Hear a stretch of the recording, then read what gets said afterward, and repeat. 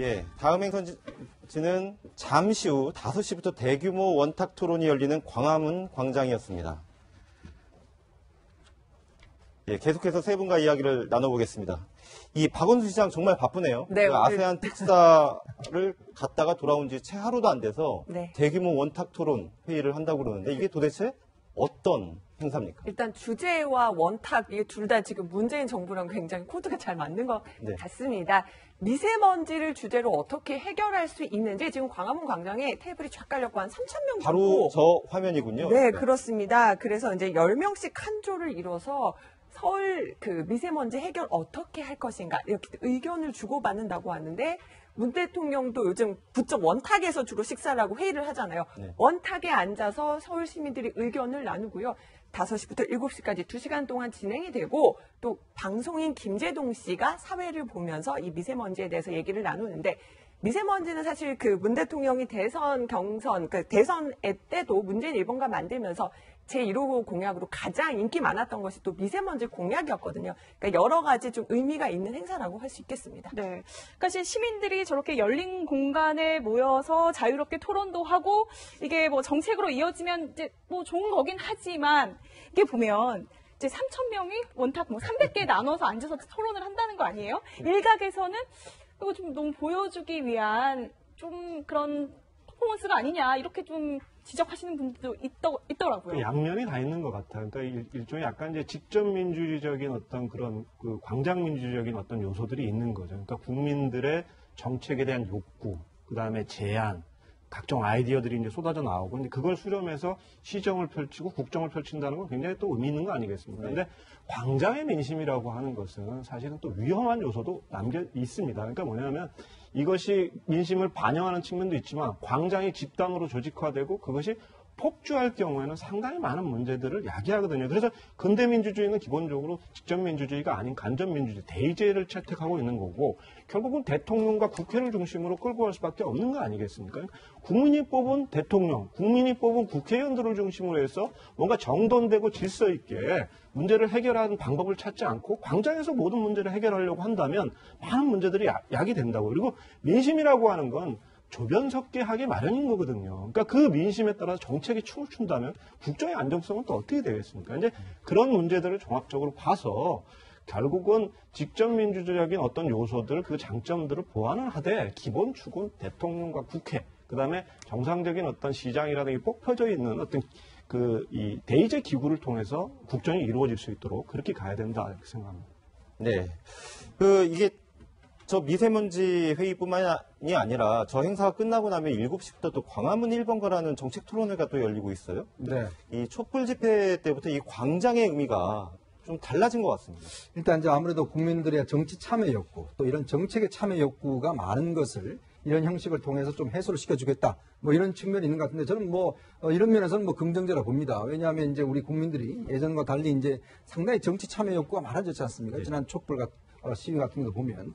그래서 뭔가 이런 욕구들을 해소할 수 있는 방향들을, 그리고 예를 들어 직접적으로 참여를 해서 정책에 참여를 하고 또 자원봉사를 한다든지 이런 걸 좋은데, 근데 저런 식의 행사 자체, 특히 어떤 주제를 잡느냐, 저는 이게 굉장히 중요하다고 봐요.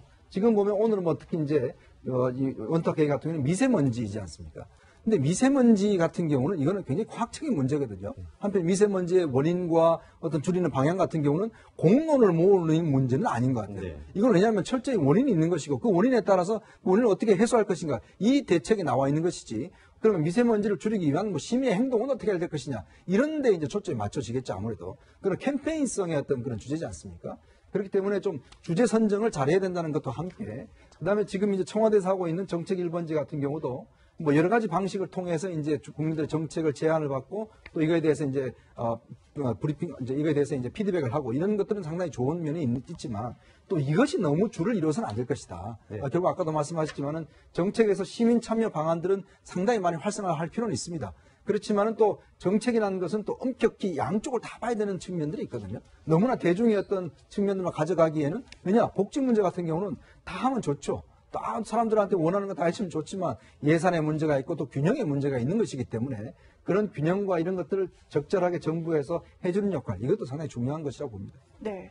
자, 뭐 이제 문재인 대통령 오늘 같은 경우는 이제 공식 일정 없이 여러 가지 뭐 전국 구상을 하고 있는데 아무래도 지금 가장 어떻게 보면 취임 한 20일 정도 됐는데 좀 첫 번째 위기가 닥친 게 아닌가 싶어요. 지금 인사 문제 때문에 계속 공격을 지금 받고 있잖아요. 그렇죠. 그러니까 인사 문제 때문에 이제 첫 번째 시험대에 올랐는데 사실 따지고 보면 현재 제기되고 있는 위장전입이라고 하는 게 그렇게 국정 수행에 그러니까 부처를 장악하고 국정을 끌고 가는데 결정적 사안이다라고 얘기하기는 사실 좀 어렵습니다. 근데 이제 왜 문제가 되냐면 대통령께서 국민들한테 천명하고 약속했던 스스로 천명했던 기준과 다른 방향으로 인사가 진행됐다라는 점이 결정적인 문제가 되는 거죠. 소위 말하는 이제 5대 비리 인사 배제 원칙이 지금 허물어진 거예요. 그러니까 이 허물어진 상황에서 야당 입장에서는 처음에는 좀 한번 눈 감아주려고 했어요, 사실. 그 총리 이 정도면 총리 통과시켜줘야겠다.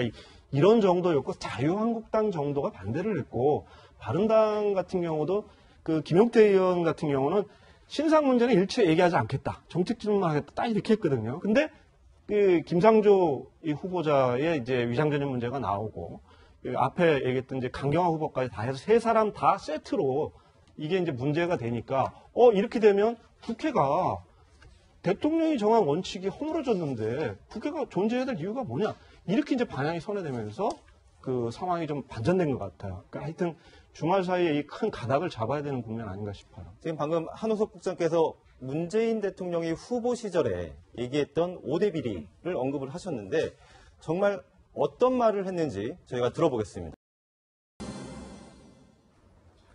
네, 문재인 정부 첫 인사가 초반부터 난항을 겪고 있습니다. 자세한 얘기 정치부 김성진 기자와 나눠보겠습니다.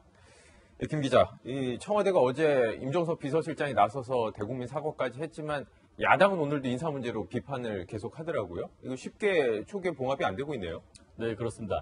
이낙연 국무총리 후보자를 비롯해서 지금 3명의 후보자가 지금 위장 전입 문제에 발목이 잡혀 있습니다. 네. 지금 이게 뭐 문재인 대통령이 내세웠던 뭐 그런 기준 때문에 논란이 되고 있는 것인데 과연 우리 국민들은 어떻게 생각하고 있을까? 일단은 저희 여론조사 기관에서 한번 그걸 지난 25일부터 이틀간 네. 여론조사를 해봤습니다. 했더니 우리 국민 67.1% 가량은 그래도 이 정도 문제는 그냥 뭐 넘어가도 되는 거 아니냐. 국회 임명에는 문제가 없을 것 같다라는 얘기를 했습니다. 네. 실제로는 어떤지 시민 인터뷰 함께 들어보시겠습니다.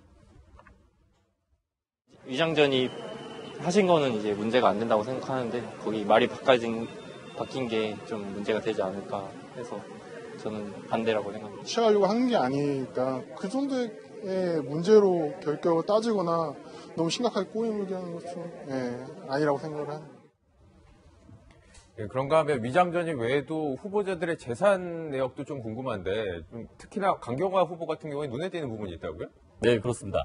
보신 것처럼 강경화 외교부 장관 후보자 같은 경우에는 지금 뭐 재산 신고를 했는데 본인 명의의 지금 관악구 봉천동의 주택 2억 8천만 원 정도의 그런 본인 소유가 있고요. 그리고 예금, 우리 현금으로 한 8억 4천 정도를 갖고 있다 얘기했는데 지금 보시는 것처럼 가족 전체 재산은 34억 정도가 되는 겁니다. 그래서 상당히 많은 금액인데 또 좀 꼼꼼히 들어봤더니 앞서 우리 기사에도 나왔다시피 지금 거제에 두 딸 소유의 1억 6천만 원 가량의 지금 자택이 있습니다. 보시는 것처럼 컨테이너 가건물 형태에 있었고요.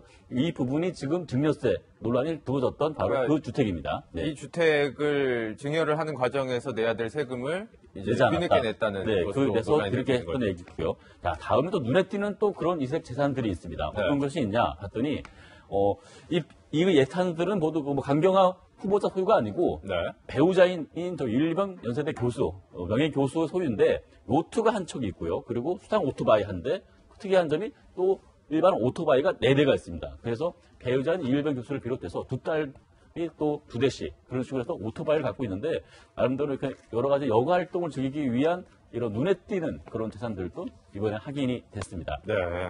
지금 보면 이일병 같은 경우는 지금 명예퇴직을 하고 지금 정년퇴직을 한 다음에 거제도 이 별장을 주로 이용을 하고 있다고 해요. 자택 이동하고 있다는데 현재 그 이장의 얘기를 한번 들어보시겠습니다. 2016년도에 그 전입신고대가 있습니다. 어제도 내려오셔가지고 자주 빕니다. 아니, 따님은 전 못 봤어요. 처음에 오실 적에 요트 뭐 까고 내려가고 요 계류장이 없다 보니까 다시 원래 있던데 다시 끌고 올라가 버렸어요. 네, 거제 그 주택의 이장 얘기를 들어보면 작년에 전입 신고를 했고 일변 교수는 뭐 일주일에 2-3번씩 꾸준히 내려오고 있다. 상당히 머무르고 있는데 그런데 정작 이 주택의 소유주인 두 딸은 본 적이 없다 얘기를 하고 있고요. 그리고 요트는 지금 거제 쪽에 계류장이 없다 보니까 부산 요트 선착장을 주로 이용을 하고 있다. 그렇게 설명을 하고 있습니다. 네, 다른 후보 재산도 좀 살펴볼까요? 김상조 공정거래위원장 후보자 같은 경우에는 주식 전량을 모두 매각을 했군요. 네, 그렇습니다. 김상조 후보자 같은 경우는 삼성전자나 현대차, 포스코 같은 주식 한 주씩을 갖고 있는 경우도 있었고요. SK텔레콤이나 대우건설 같은 경우는 10주씩, 대략적으로 모두 합쳐가지고 한 800만 원 가량의 주식을 갖고 있었습니다. 그러니까 재벌 저격수답게 소액주주 활동을 꾸준히 해왔었고요. 그래서 경영 감시나 문제점 지적을 위해서는 주총을 참여해야 되는데 주총에 참여하려면 주식을 갖고 있어야 되기 때문에 조금씩 갖고 있던 건데 공정위원장으로 임명되고 나서는 직무에 조금 영향성이 있다. 그래서 지난 19일에 전량 매각한 바 있습니다. 네, 뭐 그런가 하면은 지금 첫 민정비서관으로 임명된 백완우 전 의원도 지금 구설수에 오른 모양이군요. 네, 그렇습니다. 지금 재선 의원 출신인 백원우 전 의원이 비서관에 임명되면서 그 배경에 관심이 많이 쏠렸습니다. 그 당시에 청와대는 이렇게 발탁 배경을 설명했습니다. 친인척에게 직원이 가능한 그런 정치인 출신이 필요하다라는 판단을 했습니다. 재선 의원인 백원우 비서관을 임명한 것이 특별하게 어떤 특혜나 이런 것은 아니다라고. 네, 근데 백원우 비서관과 관련해서도 또 문재인 대통령 초조카 관련 구설이 나왔습니다. 그러니까 김정숙 여사의 남동생의 장녀에 관한 얘기인데 어떤 얘기냐 하면 2008년에 백원우 의원이 있는 비서실에 이 초조카, 문재인 대통령의 초조카가 인턴 채용이 됐습니다. 이 과정에서 특혜했던 거 아니냐. 왜냐하면 당시에 그 초조카 김모 씨 같은 경우에는 대학교 1학년이었거든요. 그러니까 1학년 학생이 이례적으로 정책 인턴에 채용이 됐다. 이게 문제점 제기하고 있는데 이에 대해서 김모 씨는 학계 선배 권유로 대외활동 개념으로 지원을 했고 서로 전형이나 면접 다 보고 들어갔기 때문에 절차상의 문제가 없었다. 이렇게 있었고 당시에 고모부와 백원우 전 의원 간의 관계는 전혀 알지 못했다라고 이렇게 해명을 하고 있습니다. 근데 문제는 김모 씨 관련 채용 의혹은 여기서 그치지 않고 있습니다. 지난 대선 기간에 국민의당이 이 김모 씨가 전해철 의원실 보좌관을 통해서 유명 치과 그룹의 홍보 담당자로 특혜 채용이 됐다라고 한번 주장을 한 바가 있었거든요. 통보를 했었는데 그러다 보니까 백원우 지금 비서관과 전해철 의원과의 관계가 뭐냐 궁금증이 쏠리는데 노무현 정부 시절에 지금 백원우 지금 비서관 당시는 행정관이었고 민정수석실의 행정관 그리고 전해철 의원은 민정비서관이었습니다.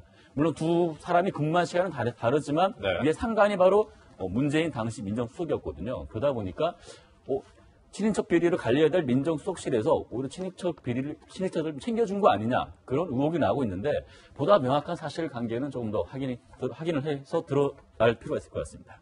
네, 마지막으로 오늘 문재인 대통령 주말 일정을 비웠었는데 SNS로 오늘 근황을 좀 공개를 했군요. 네, 그렇습니다.